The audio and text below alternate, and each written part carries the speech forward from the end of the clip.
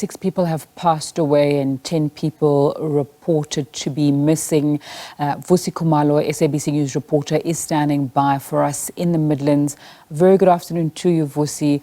We spoke to you earlier and you spoke to a family member who said members of his family were missing. Just give us an update on the latest on the situation there. Yes, it's such a huge devastation. It's actually a trail of destruction that was left here after the storms wreaked havoc in this area of Ladysmith. The numbers that has been confirmed is that 6 people have been confirmed dead and 10 more are still missing. Just a short while ago, we saw a number of people coming from areas such as Roseboom who have been taking it upon themselves to look for their loved ones along the streams and rivers of the Ladysmith or Mnambiti area. Quite a number of people are still very much concerned, and we also spoke to the mayor of Alfred Duma municipality, Mr. Zama CBC, who did say that they are concerned, and also their resources have been stretched because they have been on the ground since this tragedy struck on the Christmas Eve, resulting in the rivers and streams to overflow onto the N1 and also other nearby areas, and also the areas that are adjacent and also found on the periphery of the rivers and streams. Some of the houses were swept away.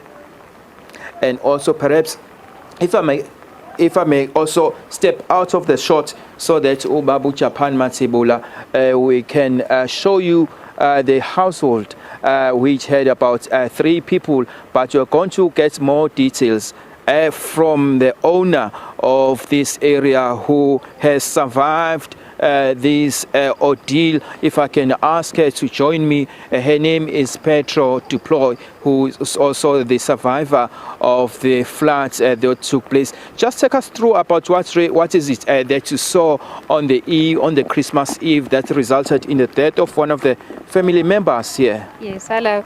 Unfortunately, 3 of our tenants passed away.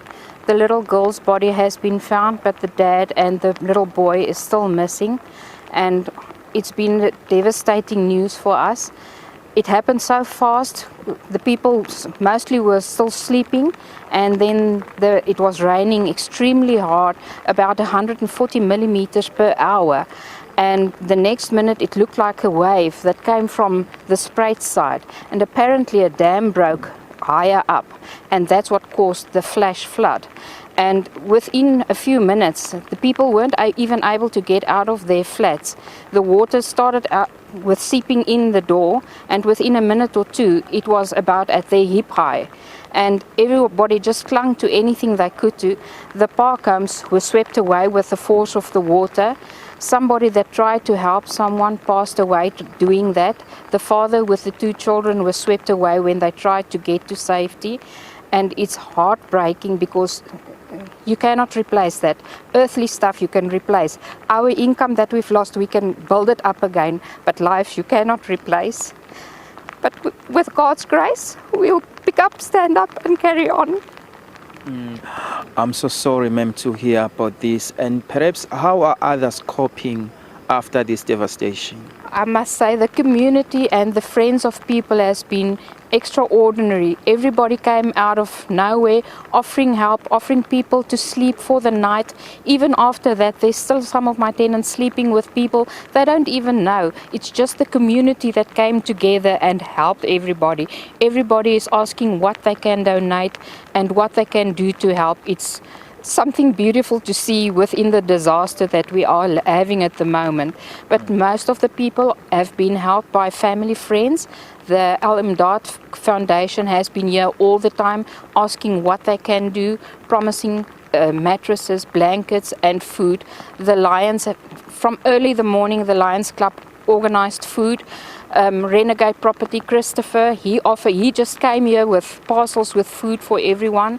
And I must say we're amazed at the response of the community standing together. Doesn't matter if you know each other or not, they stood together and helped. And perhaps also the deceased was also in one of the park homes. How many park homes do you have here, and how many others who survived?